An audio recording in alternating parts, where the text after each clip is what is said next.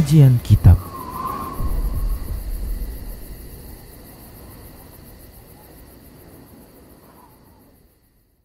Bismillah. Assalamualaikum warahmatullahi wabarakatuh. Innal hamdalillah nahmaduhu wa nasta'inuhu wa nastaghfiruhu wa na'udzu billahi min shururi anfusina wa sayyiati a'malina may yahdihillahu fahuwal muhtadi wa may yudlil falan tajida lahu waliyyan mursyida. Asyhadu an la ilaha illallah wahdahu la syarika lah wa asyhadu anna Muhammadan abduhu wa rasuluh alladzi la nabiyya ba'dah. Wa qala Allah subhanahu wa ta'ala ya ayyuhalladzina amanu taqullaha haqqa tuqatih wa la tamutunna illa wa antum muslimun. Ya ayyuhalladzina amanu taqullaha wa qulu qawlan sadida yuslih lakum a'malakum wa yaghfir lakum dhunubakum wa man yuti'illaha wa rasulahu faqad faza fawzan 'azima.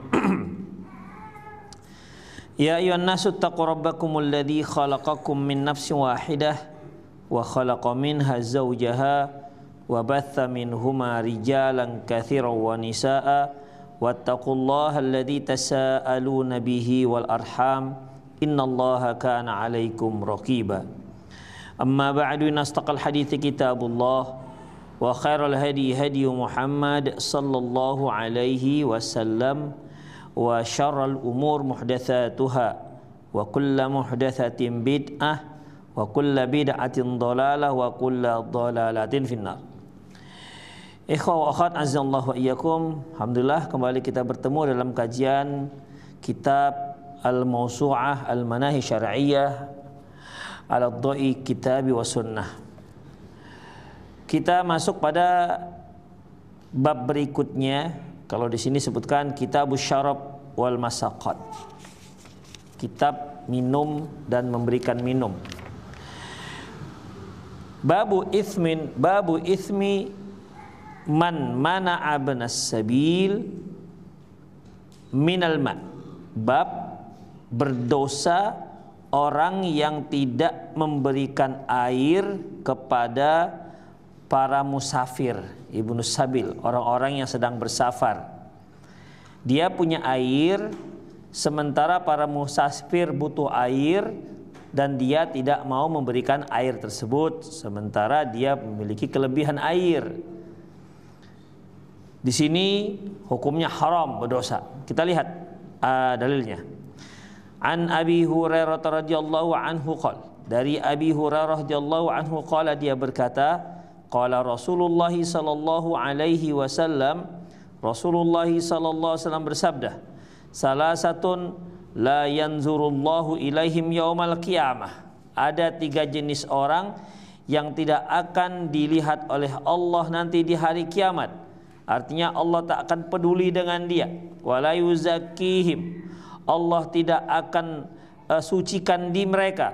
Walahum adzabun alim, untuk mereka disiapkan adab yang pedih. 1. Rajulun kana lahu fadlu ma'in bittariq, seorang yang memiliki sisa air di jalan. Dia punya air, sudah memenuhi kebutuhan dia, dan airnya masih berlebih dari kebutuhan tersebut. Misalnya kalau dia bawa 3 botol, kebutuhan dia sebenarnya 1 botol, punya sisa 2 botol. Nah, sementara ada orang lain yang sangat membutuhkannya tapi dia tidak kasih, itu maksudnya. Rajulun kana lahu fadlu ma'in bittariq, seorang yang memiliki sisa air, kelebihan air dari kebutuhannya. Famana'ahu min dibinis sabil, dan dia tidak mau memberikan kepada orang yang musafir. Wa rajulun bai'a imamahu, seorang yang membaiat imamnya, yang membaiat pemimpinnya. La yubai'uhu illa lidunya, dia tidak mau berbaiat kecuali motivasi dia dapat dunia. Dia akan taat kalau dia dikasih proyek, kira-kira. Dia akan taat kalau dia dikasih jabatan. Dia akan taat kalau dia diberi keuntungan dunia. Fa in a'tahu minha radiya, kalau diberi dia ridho. Wa illam yu'tihi minha sakhit, kalau dia tak diberi marah. Itu ikhwah. Ya. Ini ada pemerintah nih, dibaiat. Kenapa dibaiat? Supaya dapat cuan, supaya dapat proyek, supaya dia jabat-jabatan. Demikian ikhwah. Jika itu diberikan, masya Allah jadi orang setia dia. Tapi kalau tak diberikan, udahlah, keluarlah kritikan-kritikan. Jadilah dia oposisi, gitu kira-kira. Siap mengkritik apapun kesalahan-kesalahannya. Kenapa? Nggak ada dapat bahagian. Itu ikhwah. Ya, ini orang seperti ini ikhwah. Disiapkan untuk dia azab yang pedih. Karena masalahnya motivasi dia itu hanya dunia. Padahal kita taat kepada pemimpin itu kan perintah Allah Subhanahu wa taala, "Athi'ullaha wa athi'ur rasul wa ulil amri minkum." Taatilah Allah, taatilah Rasul, dan taatilah pemimpin kalian. Konsep menaati pemimpin itu cuma satu, yaitu taati kecuali kalau dia menyuruh kita berbuat maksiat, baru nggak ada taat. Tapi selama dia menyuruh berbuat yang mubah, maka kita wajib taat. Demikian ikhwah, kita wajib taat. Misalnya, kalaulah adalah misalnya peraturan warga Indonesia setiap hari Senin hendaklah memakai baju hitam katanya. Mungkin gitulah peraturannya, ya. Apa hukum pakai baju hitam? Hah? Mubah, boleh, silakan. Tapi karena ini keputusan pemerintah, jadi apa hukum makainya? Jadi wajib ikhwah. Dia wajib, kecuali setiap hari Senin yang laki-laki wajib pakai jilbab. Nah, itu harus tidak tentang itu. Gimana dia pakai jilbab? Demikian, itu kan maksiat. La'anallahu al-musyabbihina bin nisa wal musyabbihatu bir rijal. Allah melaknat laki-laki yang menyerupai perempuan, perempuan menyerupai laki-laki. Wajib kita untuk tidak taat ikhwah, karena ketaatan kepada pemimpin itu terkait dengan ketaatan kepada Allah Subhanahu wa taala. La ta'ata li makhluqin fi ma'siyatil khaliq. Tidak ada ketaatan pada makhluk dalam rangka mendurhaki Allah. Jadi bukan dikarenakan dunia, dikasih suka, dikasih dia masya Allah taat, disanjung-sanjung. Demikian. Ya semua dipuji-puji. Kenapa? Karena dikasih. Ketika tak dikasih, dikritik habis-habisan, semuanya salah, ini salah, itu salah. Demikian ikhwah, ya. Nggak dapat kebahagiaan roti mereka. Kuenya nggak dapat bahagian. Akhirnya mencak-mencak. Ikhwah, ini orang-orang yang seperti ini hukumannya la yanzurullahu ilaihim yaumal qiyamah wa la yuzakkihim wa lahum adzabun alim.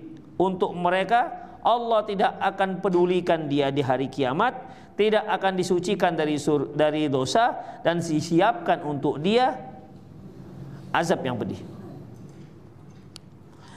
Kemudian wa illam yu'tihi minha sakhit, kalau kak diberi dia marah. Wa rajulun aqama sil'atahu ba'dal asri. Yang ketiga, tadi ada berapa orang katanya? 3 ya.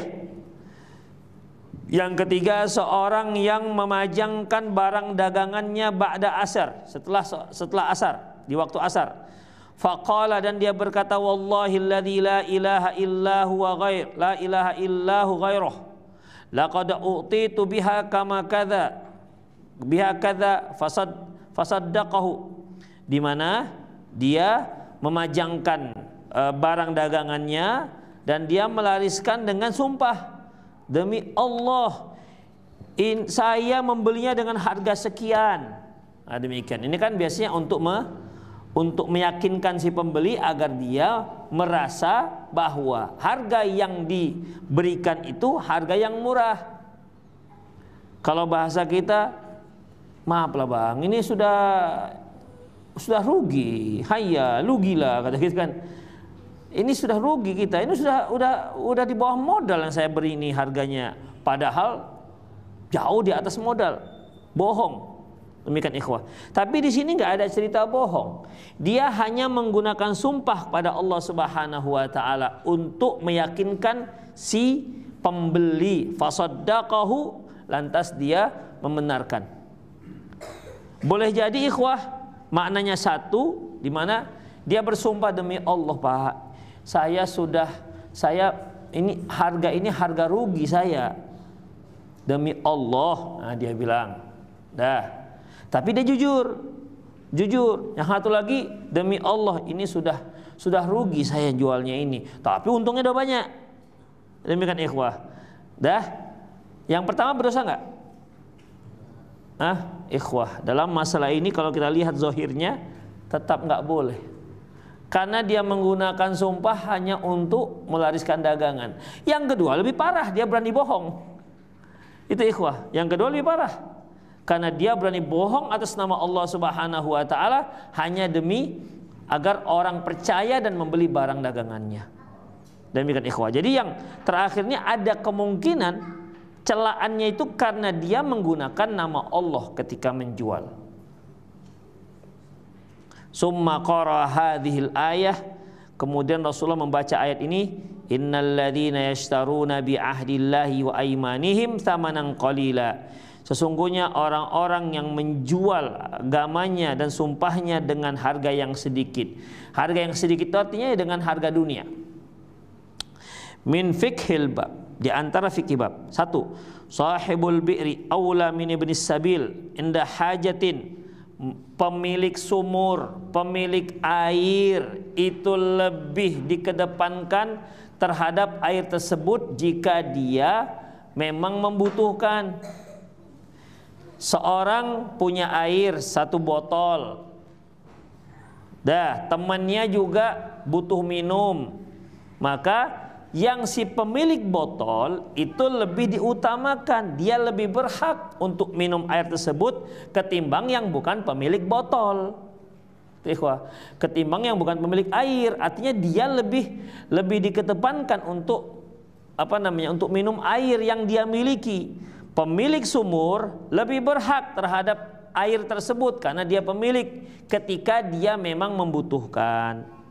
Walidzalika, oleh karena itu dikatakan dalam hadis, qala kana lahu fadlul ma bit tariq, dia punya sisa air di jalan, artinya air yang untuk kebutuhan dia bersisa di jalan. Ai zada an hajatih, yaitu berlebih dari kebutuhannya. Kebutuhannya sudah terpenuhi, airnya masih tersisa. Walidzalika muaqibatuhu waqa'at ala man'il fadl. Oleh karena itu hukuman yang tadi, apa hukuman tadi? Ancamannya? 1. Ngantuk antum nih ya. 1 apa tadi? Tidak diperhatikan. 2. Tidak disucikan. 3. Untuk dia disiapkan azab yang pedih, ya. Ancaman ini ditujukan kepada kalau airnya bersisa. Airnya bersisa tapi dia pelit, tidak mau memberikan kepada orang yang membutuhkan. Itu dia, bukan karena tidak berikan. Kalau seandainya dia membutuhkan dan habis airnya, ya nggak pasah, nggak berdosa dia. Tapi setelah dia minum bersisa kemudian diminta oleh orang yang membutuhkan, dia kata enggak, ini punya saya, nggak mau saya berikan. Demikian, itu tidak dibolehkan. Ya, tidak dibolehkan. Dosanya itu dikarenakan hal itu. Dan ketika Allah mengancam 3 hal ini menunjukkan dosanya bukan dosa kecil, tapi dosa besar. Ikhwah, ya, dosa besar. Sama dengan ketika Rasulullah salasun la yukallimuhumullah yaumal qiyamati wa la yuzakkihim wa lahum adzabun alim. Ada 3 orang yang tidak akan diajak bicara oleh Allah, tidak akan disucikan, dan untuk dia disiapkan azab yang pedih. Yang pertama yaitu ailul mustakbir. Itu dia. Pertama yaitu orang yang miskin, sombong. Miskin tapi dia sombong. Kalau orang kaya sombong, ada modalnya. Ya kan? Karena kekayaan dia. Sombong di sini kan dia meremehkan orang. Dia orang kaya, ya, banyak duitnya, diremehkannya orang-orang yang nggak punya duit. Oke lah, dia punya modal untuk meremehkan. Tapi kalau miskin, nggak punya apa-apa tapi meremehkan orang, Demikian ikhwah. Dia kurus, orangnya kurus. Kamu ini kok kurus sekali sih? Dia lebih kurus daripada yang dibilangnya. Demikian ikhwah. Ya, saya kira orang ini apa yang harus dia banggakan? Udah mencela orang kurus, dia sendiri kurus kira-kira. Demikian. Orang yang kuat, tinggi besar, dia meremehkan orang yang kurus, krempeng, itu dia punya modal. Tapi kalau dia pun kurus krempeng mencela orang yang kurus krempeng, gimana jadinya? Lebih parah kan? Demikian. Makanya Rasulullah katakan a'ilul mustakbir, yaitu orang miskin tapi sombongnya minta ampun. Apa contohnya ya? Dia miskin tapi sombong. Apa? Misalnya ucapan itu apa ya misalnya?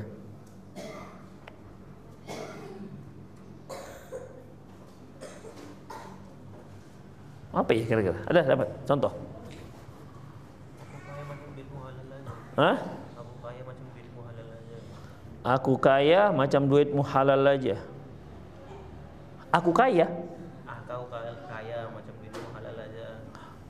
Oh, itu nggak meremehkan. Itu mencurigai, mencela. Kalau ini meremehkan orang. Dia miskin tapi meremehkan orang.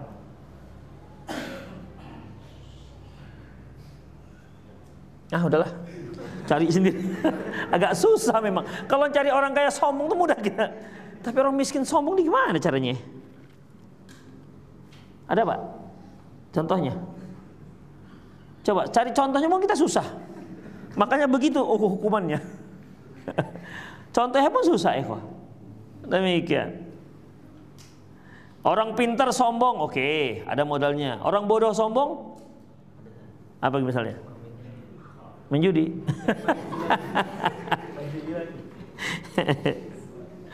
Taib. Kemudian Syekhuz Zani, orang tua yang berzina. Kalau ini kan mudah contohnya. Orang tua yang berzina. Kalau anak muda yang berzina, oke lah, dia kan udah punya kekuatan, masih punya syahwat, masih punya tenaga, punya energi. Tapi kalau dia sudah kempot, lututnya bergetar, kemudian masih zina, pakai modal apa dia?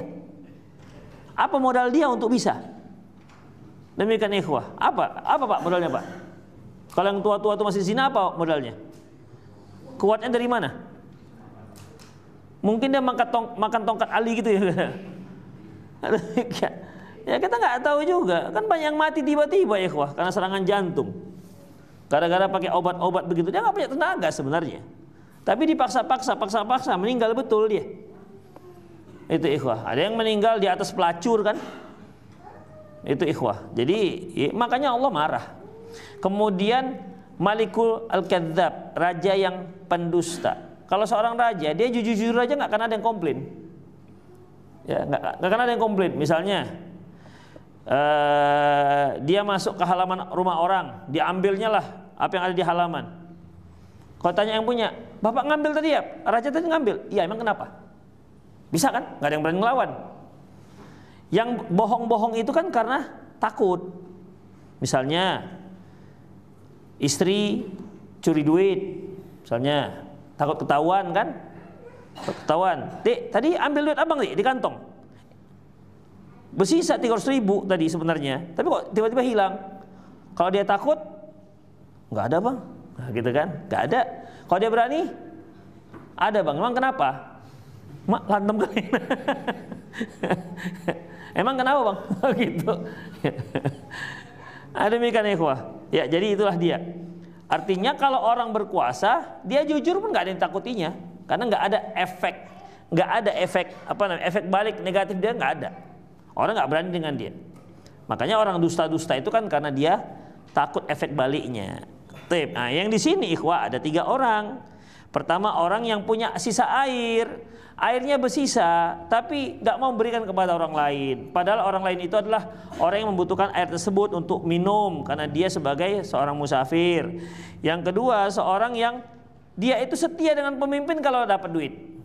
Kalau dia dapat cuan, dapat duit, dapat untung, dapat jabatan, dapat proyek, baru dia taat. Masya Allah, didukung, dipuji-puji, puji sana, puji sini. Kalau nggak dikasih kan, udah kritik sana, kritik sini, jelekan sana, jelekan sini. Itu ikhwah. Banyak kan orang begini. Kemudian yang ketiga yaitu orang yang seorang yang berjualan pakai sumpah. Jualan pakai sumpah. untuk meyakinkan orang agar membeli barang dagangannya. Demikian ikhwah rahimallahu wa iyyakum. Pemilik sumur itu lebih berhak ketimbang orang musafir apabila sama-sama punya hajat. Memang lebih berhak ikhwah, tetapi kalau dalam masalah dunia yang paling afdolnya itu apa? Yang paling afdolnya itu mendahulukan orang lain. Ya, makanya para sahabat itu ikhwah yahsabuhumul jahilu aghniya minat ta'affuf. Afwan bukan itu.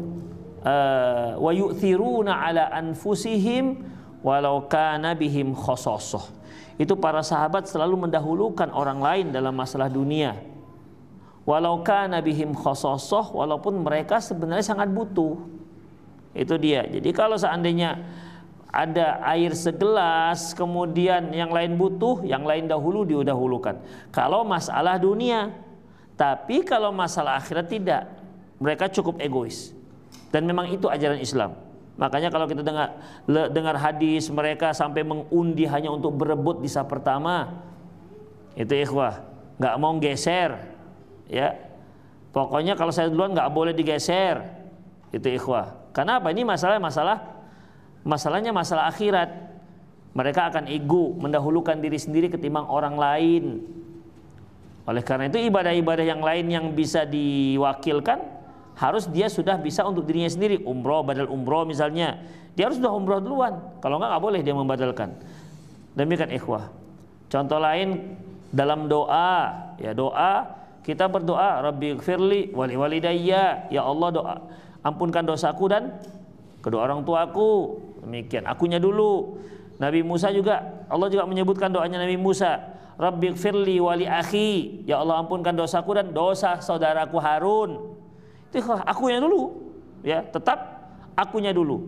Kalau untuk akhirat akunya dulu, tapi untuk dunia aku belakangan. Itu ikhwah. Kalau kita kebalik, kalau masalah saf kita ngalah. Bapak, Masya Allah, ngalah. Kalau masalah saf, tapi kalau pas prasmanan, lapis 3 begini, ikhwah. Yang di belakang pun sudah pegang sendok di belakang. Padahal masih ada orang depan masih. Nggak, baru tadi saya tengok masalahnya. Dia di depan masih ada orang, tapi dia pegang sendok dari belakang masalah nasi. Demikian, itulah dia. Ya. Baik, demikian ikhwah rahimallahu wa iyyakum. Yang selanjutnya, ai zada min an hajatihi, yaitu yang lebih dari hajatnya. Wadzalika mu'aqabatu waqa'at hadzal man'ihi al-fadl. Oleh karena itu hukuman ini ditujukan dikarenakan dia menghalangi ataupun dia memberikan kelebihan air tersebut. Fadalla ala annahu aqab bil asl. Ini menunjukkan bahwasanya pada asalnya dia lebih berhak, si pemilik lebih berhak. Tapi kalau sisa maka dia wajib memberikan kepada orang yang membutuhkan. Waqad dzakara al-Bukhari fi sahihi baban yadullu ala dzalik. Dan Imam Al-Bukhari menyebut dalam kitab sahihnya, menyebutkan satu bab yang menunjukkan hal itu. Faqala, dia mengatakan babun man ra'a anna sahibal haudi awal qurbati wal qurabati ahaqqu bima'ihi. Bab mereka yang berpendapat bahwasanya pemilik telaga atau pemilik kirbah itu tempat air. Pemilik kirbah itu lebih berhak terhadap airnya, air yang dia miliki. Nomor 2, idza akhadha sahibul bi'ri hajatahu, apabila si pemilik sumur sudah memenuhi kebutuhannya, lam yajuz lahu man'a ibni sabil, tak boleh bagi dia untuk menghalang-halangi ibnu sabil mengambil airnya. Wala yahiqqu lahu man'a fadlih, dan tidak boleh dia menghalangi orang yang mengambil kelebihan air tersebut. Idza staghna anhu, apabila dia membutuhkannya. Wa qad taqaddama ma yadullu ala dzalika fi kitabil buyu', dan hal ini sudah kita bahas dalam kitab buyu', kitab jual beli. Demikian ikhwah. Jadi intinya bahwasanya kalau kita punya air, ini tidak hanya di Ibnu Sabil ikhwah. Kita punya air, ya. Kemudian kita sudah minum lebih, teman kita mau butuh, maka berikan air tersebut kepada dia. Ya, berikan air tersebut kepada orang tersebut. Itu yang harus kita pahami, ya. Tapi kalau kita pun kurang masih, boleh kita tak berikan. Bang, boleh minum airnya, Bang? Ih, aku aja kurang katanya. Ini kurang sebotol lagi nih. Itu satu botol masih sedikit, 3 botol lagi kurangnya ini. Kalau begitu, dia kurang mau diminta, boleh dia untuk tidak memberikan. Tapi kalau dia rasa lebih, demikian dia sediakan 5 botol misalnya, yang 2 botol sudah habis, tinggal 3 botol lebih. Demikian ikhwah, maka kasihkan dia. Ya, kasihkan. Kalau ini kan terkait dengan masalah air sumur ikhwah. Gimana kalau air-air isi ulang seperti ini? Kita kan beli. Dia berlebih, antum masuk supermarket, ini lebih Kak ya?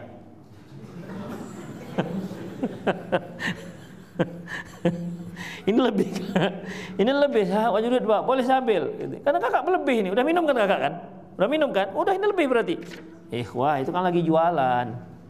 Ya. Demikian. Jadi dalam masalah ini sebenarnya ya kalau memang diperjualbelikan dan memang layak untuk diperjualkan, belikan silahkan. Tapi kalau seperti air sumur lah harus nimba lagi. Jarang orang jual air sumur kan? Karena nimba sendiri jarang. Demikian ikhwah. Kalau diperhatikan apa sih dawabitnya, kaedahnya, mana yang boleh dijual air sumur yang boleh jual dengan yang tidak, air minum yang boleh, Allah agak sulit memang untuk apa namanya memisahkannya. Ya, seperti air ini. Ya, saya masih ingat ikhwah, tahun 87 ini kan sudah keluar air mineral begini. Iya kan? Tapi kan mahal. Kita biasanya minumnya air masak kan? Air masak yang kita minum. Ini kok mahal sekali, segitu aja masak sekian ribu. Mendingan minum air yang sudah dimasak kita sendiri gitu. Lama-kelama kan sudah menjadi terbiasa orang dengan air-air mineral seperti ini. Ada yang mahal, ya, ada yang mahal, ada yang murah, ada yang isi ulang. Kalau segini 3.000, ada yang 3.000 1 galon, ya kan? Ada yang sudah 3.000 1 galon, 10 galon gratis 3 gitu. Demikian ikhwah. Ya menunjukkan ya sekarang itu ya sudah dibeli air untuk minum dengan hitungan kalau dimasak berapa gasnya segala macam dan seterusnya. Demikian ikhwah. Jadi air seperti ini sudah jadi bisnis dia. Sudah jadi bisnis. Terus kalau kita punya air, orang butuh air untuk diminum, kita punya lebih, itu gimana? Demikian ikhwah. Ya intinya kalau antum punya lebih, masih bersisa air minum, orang butuh kasihlah. Apalagi kalau dia sampai minta. Tapi saya beli, udahlah, kasihkanlah, nanti kita beli lagi gitu kira-kira. Tapi bagi yang mau minta, jangan pergi ke dia orang untuk minta itu, karena dia sedang jualan. Demikian ikhlas. Seperti saya kata tadi ya, masuk supermarket, maaf Mbak, ini ada hadis Rasulullah Sallallahu Alaihi Wasallam. Jual hadis dia. Demikian ikhwah. Baik ya. Kemudian bab la hima illa lillahi wa lirasulih. Tidak ada hima kecuali milik Allah Rasulnya. Hima ini ikhwah suatu lahan yang memang dikhususkan untuk Allah dan Rasulnya, di mana lahan itu lahan terlarang, nggak boleh sembarangan orang masuk. Kalau kita sekarang, kalau seandainya dia berpagar, yang masuk tanpa izin melanggar KUHP 551 apa? Berapa? Ya, 551 ya. 551. Itu kan kalau dia berpagar, kalau nggak berpagar masuk nggak bisa dia dikatakan kena 551 karena dia nggak berpagar. Demikian ikhwah. Misalnya antum punya rumah, ada pagar dibuka malam-malam, pintu ruang tamu juga dibuka lebar sampai ke pintu kamar, masuk maling. Terus gimana? Apa disalahkan malingnya? Ya tidak. Orang ada yang mencuri itu nggak ada niat tapi kesempatan. Pas kesempatan ada. Dia nggak ada niat curi mangga, tapi kebetulan begitu lewat ada yang begini mangga tuh. Apa nggak tinggal bismillah katanya kita. Tinggal gini aja. Ada kesempatan dan mudah ngambilnya. Demikian ikhwah. Makanya ada yang parkir, kemudian yang lupa kuncinya di sepeda motornya. Orang nggak ada niat tapi ini pas ini. Demikian ya, ada kesempatan. Makanya jangan ciptakan kesempatan untuk buat maksiat. Demikian ikhwah. Nah, jadi di sini ya, hima yaitu ala inna himallah maharimuh, itu kalau dalam hadis innal halala bayyin wa innal harama bayyinun wa bainahuma umur mustabihat. Sesungguhnya yang halal itu jelas, yang haram itu jelas, dan di antara keduanya ada perkara yang masih belum jelas, dan seterusnya. La ya'lamu katsirun minan nas, seterusnya di situ ada ala inna himallah maharimuh. Ketahuilah bahwasanya himallah maharimuh yaitu tanah yang terlarang yang milik Allah, maksudnya adalah perkara-perkara yang diharamkan. Jadi hima itu adalah sepetak sebidang tanah yang tidak boleh dimasuki oleh hewan-hewan, kecuali hewan-hewan tertentu. Ikhwah, kecuali hewan-hewan tertentu. Kalau dalam hadis yang tadi, mereka yang membawa, kan nggak boleh. Kalau hewan tersebut masuk ke tempat hima ini kan berarti dia telah melanggar peraturan. Ya, kan disebutkan orang yang famanittaqa 'ani syubhati faqad istabra 'an dini wa ardi. Barang siapa yang menjauhkan perkara syubhat berarti dia telah menyelamatkan agamanya dan kehormatannya. Qarra'i yar'a haula hima.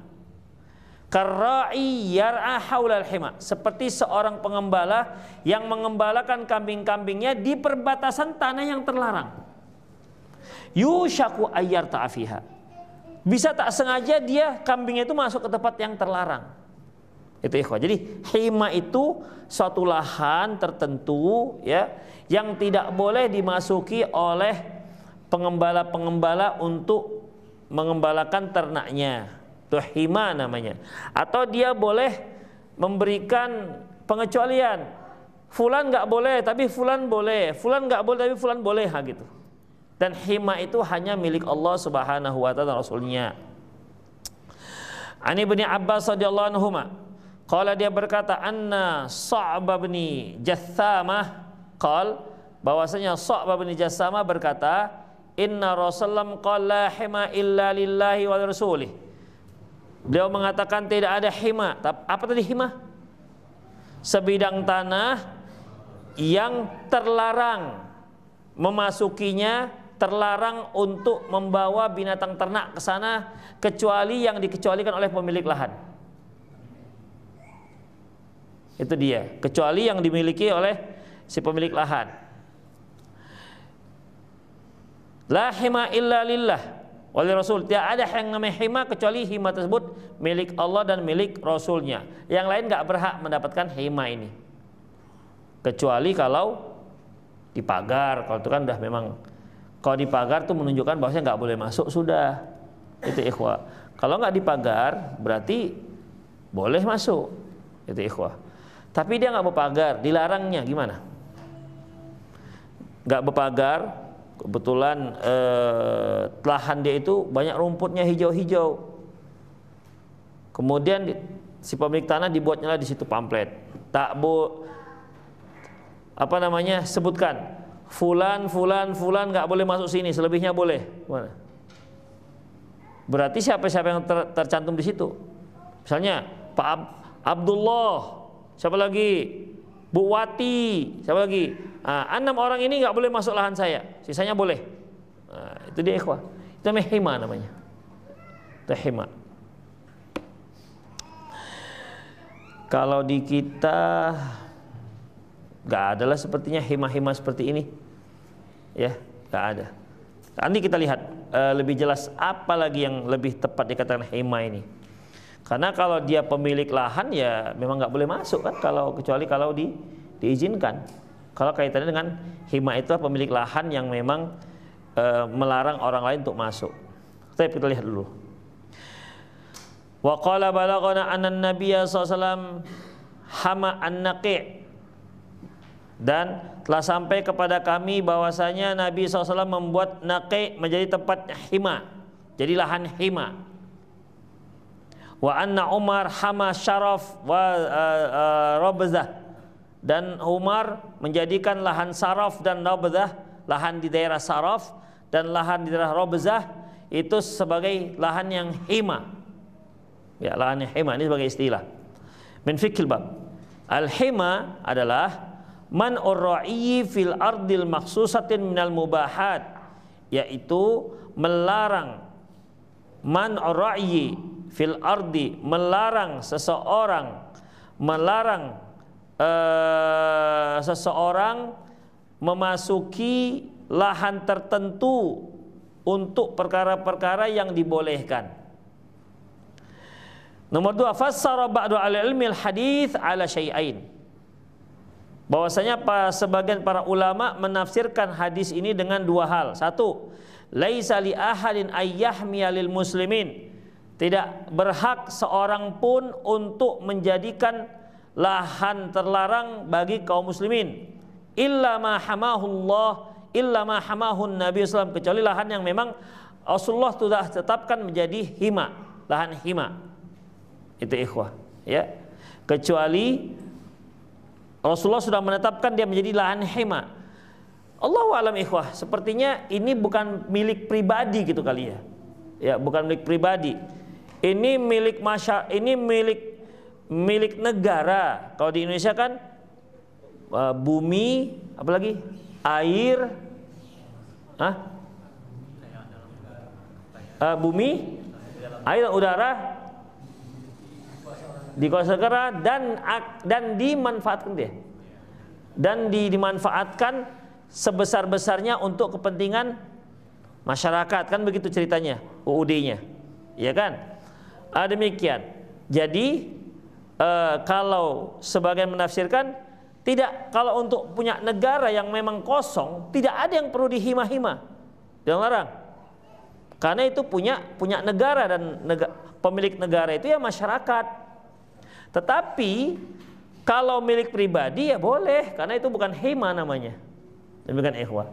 Jadi mungkin Allahu alam ya, apa cocok juga disebut seperti yang HGU yang sudah selesai, kemudian nggak boleh ya masyarakat masuk di sini lahan ini karena lahan negara misalnya. Ya kalau dia tidak tanami apa-apa, lahan gitu aja, masa nggak boleh masuk? Tapi kalau dia sudah tanami tebu misalnya, ya tentu nggak boleh masuk karena ada tanaman di sana. Ya, Allahu a'lam bishawab.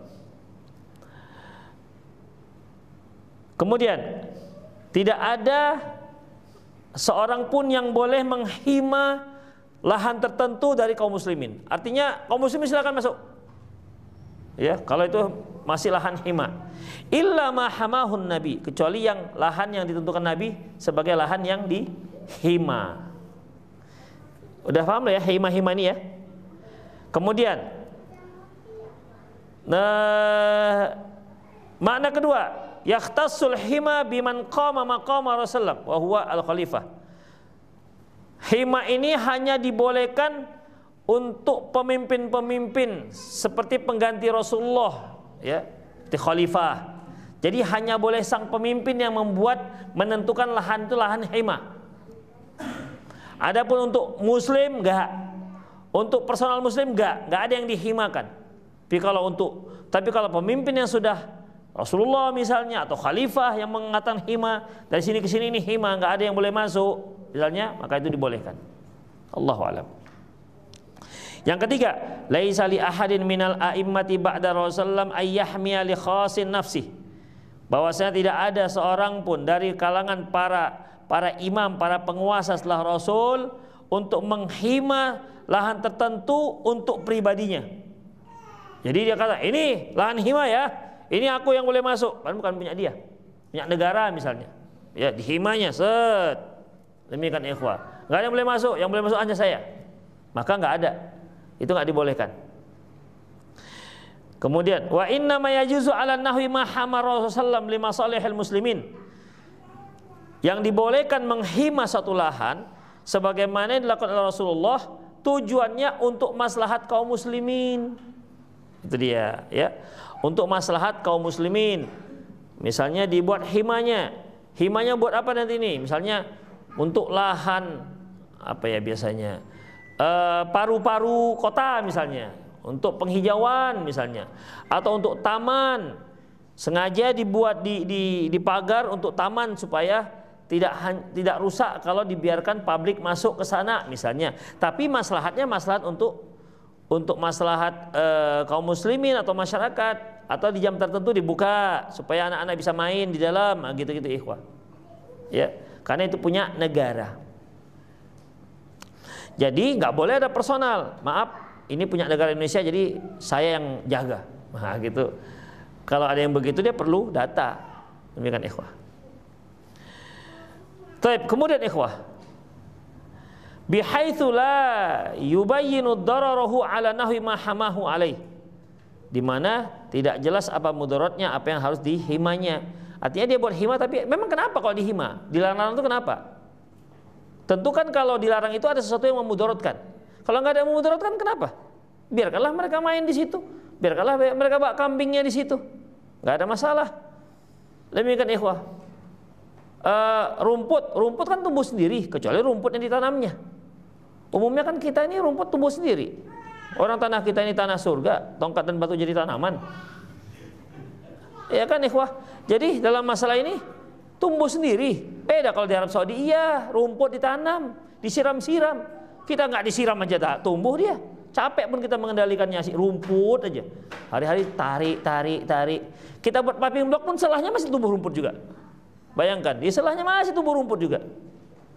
Demikian ikhwah. Jadi kalau tumbuh sendiri, nggak ada masalahnya juga kalau masyarakat masuk bawa kambingnya atau dia ngarit, ya nggak usah dilarang-larang.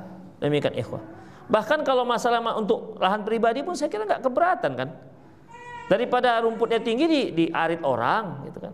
Tapi memang ada juga orang yang pelit ikhwah. Tolonglah jangan diarit-arit itu. Tapi tinggi Pak, biarkannya tinggi di sana. Ada yang begitulah, haula wala quwwata. Kalau diarit kan masih mendingan kan, asal lebih rapi dia, nggak tinggi, demikian. Nggak boleh, biarkan dia di situ, biarkan dia tinggi. Ada yang begitu, Allah haula wala quwwata billah. Kemudian ikhwah, wa yadullu ala dzalika fi'lu Umar bin Khattab radhiyallahu anhu, dan ini bisa kita lihat dari tindakan Umar bin Khattab radhiyallahu anhu. Amma fi'lahu fa'an ibni Umar radhiyallahu anhuma, adapun perbuatannya diriwayatkan dari Abdullah bin Umar radhiyallahu anhu, anna Umar hama zubdah rabdah wa na'ima sadaqah. Umar bin Khattab menjadikan lahan rabdah sebagai hima, ya. Untuk apa? Untuk menumbuhkan tumbuh-tumbuhan dimakan hewan sedekah. Hewan sedekah. Kan ikhwah, hewan sedekah ini hewan zakat. Kalau yang memiliki 40 ekor kambing, zakatnya 1. Itu nanti petugas zakat yang datang, ambil 1 ekor. Terus kemana dibawa? Ya kan? Sementara kan itu akan masuk di Baitul Mal. Jadi Baitul Mal ini berarti harus punya lahan untuk kambing ini. Itu ikhwah. Dibawa-bawa gitu aja, taruh masuk gudang yang meninggoy itu. Ya kan? Ya dia makhluk hidup, gimana? Setiap 40 1 ekor. Itu kalau yang kambing. Kalau yang unta nanti ada lagi. Demikian. Kalau sapi ada lagi. Terus setelah diambil 1 ekor, terus kemana mau letak? Makanya kan dia butuh lahan untuk hewan-hewan zakat ini. Demikian ikhwah rahimanallahu wa iyyakum. Itu kalau 40. Kalau lebih daripada itu, kalau dulu kan ikhwah, kalau untuk daerah-daerah Timur Tengah, mereka yang ternak itu kan nggak seperti ternak kita 2 ekor, 3 ekor, nggak begitu. Mereka mengembalakan di padang-padang rumput, dan mereka nomaden, pindah-pindah. Yang disebut dengan Arab Badui kan, ya harta mereka itu unta. Memang nggak ada rumah, tapi untanya 50, nggak ada rumah, kambingnya 300. Demikian ikhwah, memang jarang mandi, tapi kambingnya banyak. Itu kambingnya tak nggak mandi. Demikian. Jadi hartanya itulah hewan-hewan itu, hewan ternak. Minum susu, makan daging, makan dendeng, itu kan nggak habis tuh. Biasanya mereka dendeng, jemur. Itulah makanan mereka hari-hari. Dengan gandum, masya Allah, nggak ada mikir kuota internet. Mereka sibuk dengan kambing-kambing, kata ikhwah. Nggak ada tower di tengah-tengah padang pasir sana. Itulah ikhwah rahimallah kehidupan mereka. Itu mikir kambing aja. Kambing, ibadah, gitu kan. Kelihatannya enak ya? Enak. Tapi kalau udah habis itu nggak betah dia. Kepinginnya ke kota dia. Enak kali hidup dengan kambing-kambing gitu kan. Paling bawa kambingnya. Kalau kota bawa banyak tuh yang bau-bau ini paling bawa kambingnya. Itulah manusia, keramaian kepingin dengan kambing, ketika dengan kambing kepingin keramaian. Nggak ada selesai masalah hidupnya. Itulah ikhwah. Jadi Umar bin Khattab membuat lahan Rabzah itu terlarang biar ada tumbuhannya. Jadi kalau ada hewan zakat dibawa ke sana untuk diberi makan. Adapun perkataan Umar bin Khattab ini insyaallah akan kita lanjutkan nanti. Ada yang mau bertanya silakan. Hima namanya, hima. Apa tadi makna hima? Hah? Daerah terlarang, iya bisa juga. Lahan terlarang ya. Lahan terlarang. Hanya untuk kepentingan khusus. Silakan ada? Ya, silakan.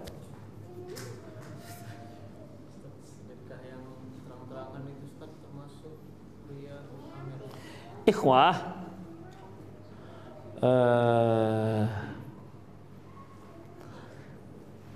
ayatnya ada, yaitu Allahu Akbar. Isinya begini: mereka yang bersedekah sirra wa alaniyah, bersedekah rahasia dan juga terang-terangan. Jadi seorang itu boleh bersedekah terang-terangan maupun rahasia-rahasiaan. Mana yang lebih afdol? Apakah yang rahasia lebih afdol dibandingkan yang terang-terangan? Belum tentu. Bisa jadi yang terang-terangan lebih afdol ketimbang yang rahasia. Asalkan dia ikhlas. Itu dia. Karena seorang yang infak dengan terang-terangan bisa jadi dia menjadi motivasi bagi orang lain untuk mengikuti apa yang dilakukannya. Makanya ketika ada seorang musafir datang ke kota Madinah dan kehabisan bekal, Rasulullah meminta para sahabat untuk membantu dia. Tapi ternyata di pertama sekali kumpulkan donasi, dikit yang bawa, dikit yang ngasih, sedikit yang dikasih. Hingga akhirnya ada seorang sahabat sampai dia bawa pakai bajunya gitu, keberatan. Ini Rasulullah untuk dia. Berbinar-binarlah wajah Rasulullah SAW. Dan setelah melihat yang satu ini begitu, yang lain akhirnya ikut juga memberikan banyak. Lantas Rasulullah katakan, man sanna sunnatan hasanatan falahu ajruhu wa ajru man amila biha. Barang siapa yang mengajarkan suatu sunnah ataupun perbuatan yang baik, maka dia dapatkan pahala dan pahala orang yang mengikuti perbuatan baik itu. Itu ikhwah. Itu dikarenakan apa? Dikarenakan dia terang-terangan. Ya. Tapi kalau dia terang-terangan kemudian riya, percuma nanti. Pahala amalannya menjadi habis. Demikian ikhwah. Bahkan bukan habis, dia pun disiksa. Dia pun disiksa, bukan sekedar habis ya. Tapi dia pun disiksa karena dia telah melakukan syirik kecil. Dia itu kan syirik kecil. Demikian ikhwah, ya. Kalau dia rahasia memang bisa lebih menjaga hati dari riya. Tapi bisa ujub kan? Dia rahasia masukkan kotak infak lewat, set, dikasihnya masukkan 1,5 juta. Gak ada yang tahu tuh. Dikepit-kepit gitu, dililit, di luarnya 2.000. Pan isinya ada 10 uang yang merah-merah yang halus-halus itu. Tapi dililitnya dengan 2.000 supaya nggak ketahuan. Nah, dah lewat ke sebelah kotak infaknya. Tengoknya 2.000 ngasih. Orangnya necis, steady, ngasih 2.000. Cuma jangan macam awak lah dia. Wih, awak juga yang dermawan ini. Hah? Ujub dia, rusak sendiri ikhwah. Gara-gara ujub, memang nggak riak tapi ujub. Merasa dia lebih daripada orang sebelahnya. Demikian ikhwah. Yang lebih parah lagi orang sebelah. Ditengoknya di sini infaknya 100, dia cuma 2.000, apa katanya? 100.000. Kalau ria, mendingan 2.000. Nah, itu mungkin itu ya. Memang setan ini pintar kali di segala arah ada saja celah dia. Demikian. Seharusnya kan, masya Allah dia 50.000 jangan kali lah, gitu kan. Ini malah enggak, sok paten kali 50.000. Enggak rianya itu. Mendingan saya 2.000. Ikhlas lagi. Insya Allah ya. Iblis itu ikhwah punya pengalaman masalahnya. Seumur hidup kita lebih tua dia dibandingkan Nabi Adam. Dia sudah diciptakan Allah.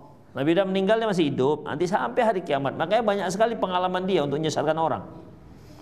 Mau diam-diam ada celahnya, mau terang-terangan ada celah-celahnya. Demikian ikhwah. Itu kalau nggak dengan rahmat Allah nggak menang kita lawan iblis itu. Nggak menang ikhwah. Ya. Terlebih lagi dia nggak nampak, itu juga masalah ikhwah. Kalau dia nampak lagi goda kita, tumbukkan sekali kan. Lah, pikir dia, goda pula ini kawan, gitu kan. Dia nggak nampak. Kadang-kadang dia kasih ide, ini sebenarnya petunjuk dari Allah atau petunjuk dari iblis. Bisa begitu. Demikian dia nggak nampak masalahnya. Itulah ikhwah. La haula wala quwwata illa billah. Baik, ada lagi? Ya.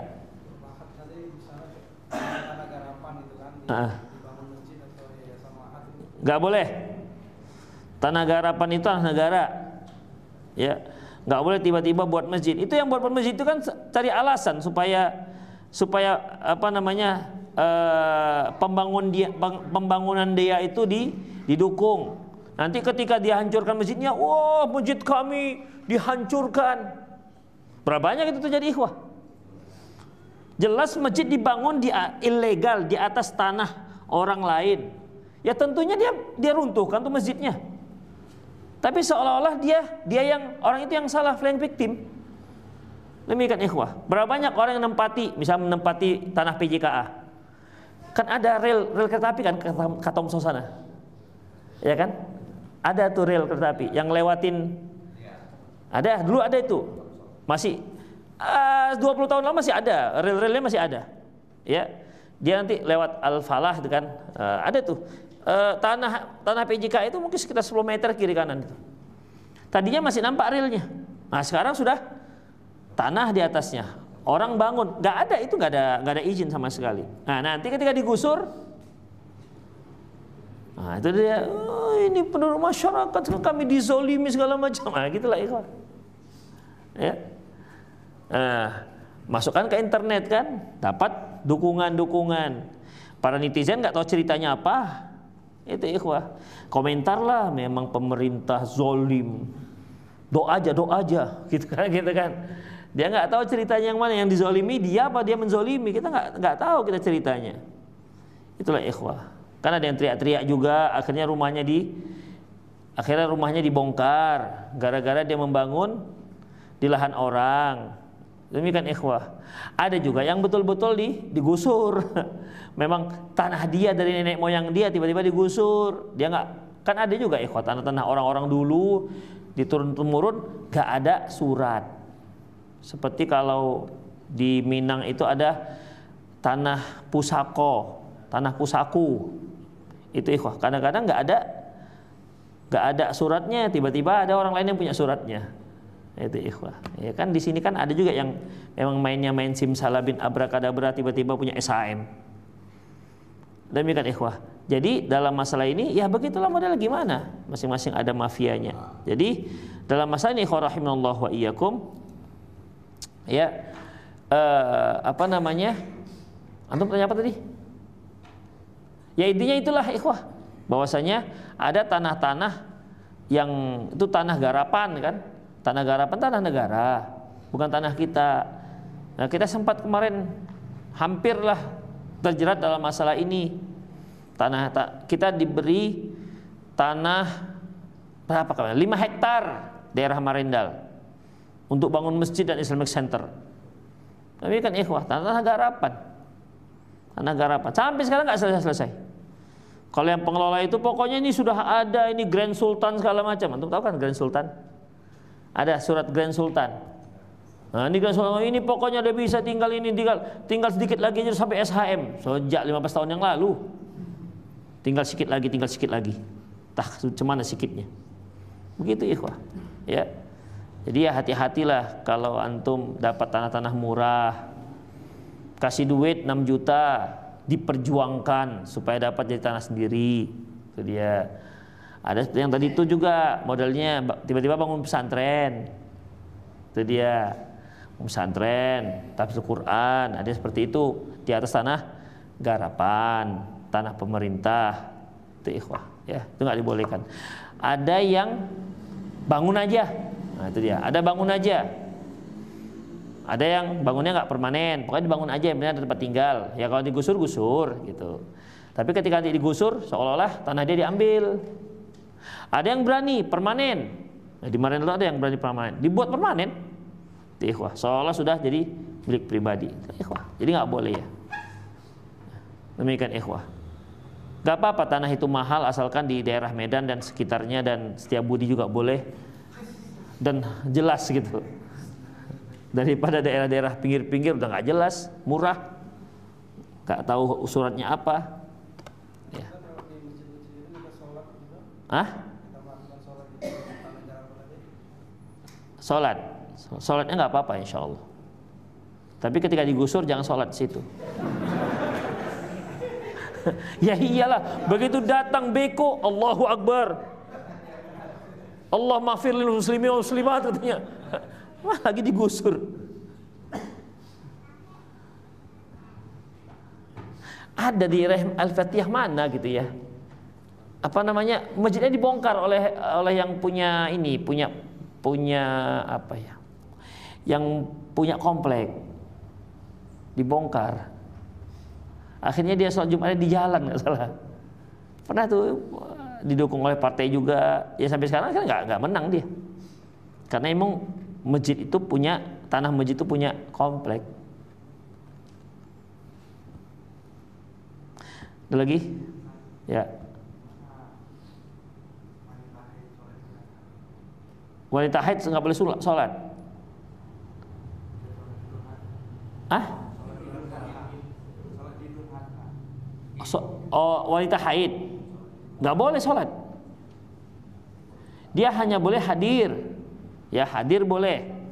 Karena Rasulullah dari Ummu Atiyah, umirna, kami diperintahkan, itu dia awal hadisnya, kami diperintahkan untuk membawa keluar wanita-wanita pingitan, para gadis-gadis, wanita-wanita yang haid ke lapangan. Fayukabbirna bitakbirihim, dan mereka pun bertakbir dengan takbir muslimin, wa yashhadnal khair, dan menyaksikan kebaikan hari itu. Jadi mereka hadir, tapi tempatnya fal ya'tazil musallana, kata Rasulullah. Yang haid-haid hendaklah dia menyingkir dari tempat salat kami. Dia punya tempat khusus. Karena nanti kalau dia berada di sela-sela orang yang tidak haid, nanti ketika salatnya terputus nanti apanya, safnya. Jadi dia tetap hadir dari tempatnya khusus. Demikian. Boleh sih. Bahkan disunahkan untuk membawa ke lapangan. Jadi betul-betul ramai, ya, betul-betul ramai kondisi salat Id. Lagi, ya.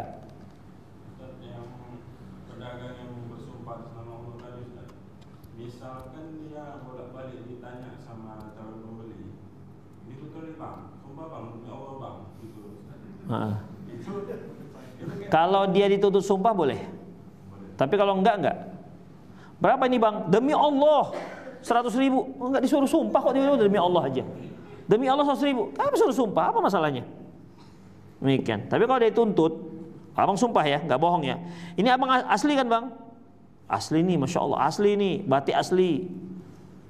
Tuh sumpah, iya. Demi Allah, ini asli. Pekalongan, misalnya begitu kan? Boleh, karena dimintai sumpah untuk meyakinkan. Tapi kalau nggak dimintai, tiba-tiba main sumpah aja dia. Ini asli bang, iya, saya sumpahi kamu. Iya.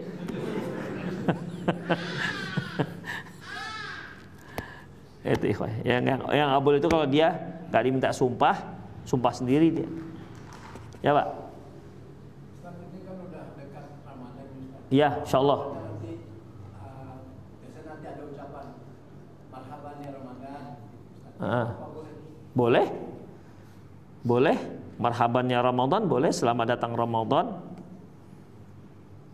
Karena Rasulullah juga kana yubashiru ashabahu, beliau kalau mendekat Ramadan kana yubashiru ashabahu, beliau memberikan kabar gembira untuk sahabat-sahabatnya. Qad ja'akum syahrul Ramadan, telah datang kepada kalian bulan Ramadan, syahrul mubarak, bulan yang penuh berkah dan seterusnya.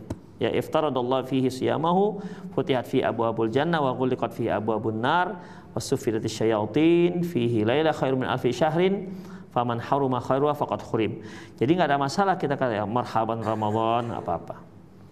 Ya. Terus kita bilangnya ke siapa? Di teras rumah, marhaban ya Ramadan gitu. Nah, kan enggak, itu kan hanya apa namanya? Seremonial saja kan. Misalnya kita buat stiker lah biasanya, ya stiker. Nanti kita posting marhaban ya Ramadan. Nah, gitu. Boleh nggak apa-apa. Selamat datangnya Ramadan. Menunjukkan kita itu sedang bahagia dengan datangnya Ramadan. Marhaban ini kan selalu kita selamat datang kan kepada ini, kepada orang yang kita sayangi kan. Kita rindukan, selamat datang, selamat datang. Makanya kalau antum pulang ke rumah kan gak ada bilang marhaban kan? Ada? Gak dirindukan lagi, pulang sendirinya ini. Tapi coba antum gak pulang, misalnya ada gak pulang agak-agak setengah tahun, pulang pasti disambut. Selamat datang suami, marhaban, marhaban, yalla yalla, kira-kira kan? Ya, demikian marhaban, karena memang dirindukan. Itu ikhwah. Berarti kan bahagia dengan datangnya Ramadan itu bahagia. Itu ikhwah. Jadi kalau antum mau tahu istri antum itu bahagia datang antum, nanti pulang coba tengok.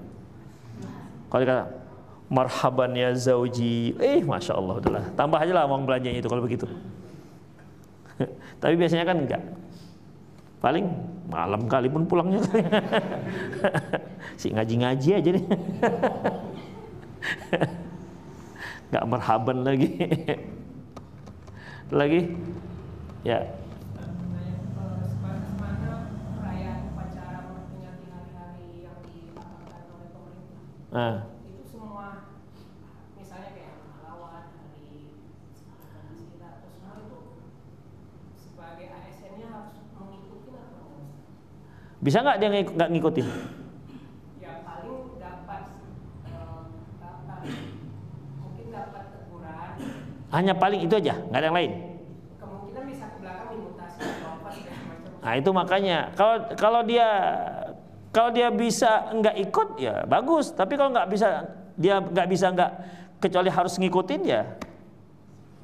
Semoga nanti di hari akhirat ketika ditanya Allah dia ada jawaban, kan gitu. Kalau antum ngomongnya ustadz ya gimana lagi mau bilangnya. Tapi kalau nanti di hadapan Allah kan kita urusannya kan dengan Allah bukan dengan manusia. Manusia kan bisa aja kita buat alasan. Kenapa antum begini? Iya, karena kayak gini. Oh ya udahlah, semoga Allah sabarkan antum. Gitu kan bisa. Nah, nanti kalau kan selesai masalahnya. Tapi kan yang membuat kita masalah nanti kan di hadapan Allah. Kenapa kamu begini? Nah, udah bilanglah kayak gitu. Ya Allah nanti kami dimutasi, nah gitu-gitu. Bilanglah semoga Allah maafin. Jadi kalau kenapa itu Biar gak anu kali dia kalau kenapa. maksudnya dihindari aja semua. Kalau bisa dihindari. Kalau nggak bisa dihindari ya astagfirullah lah. Mau gimana lagi? Namanya juga dia harus ikut peraturan kan.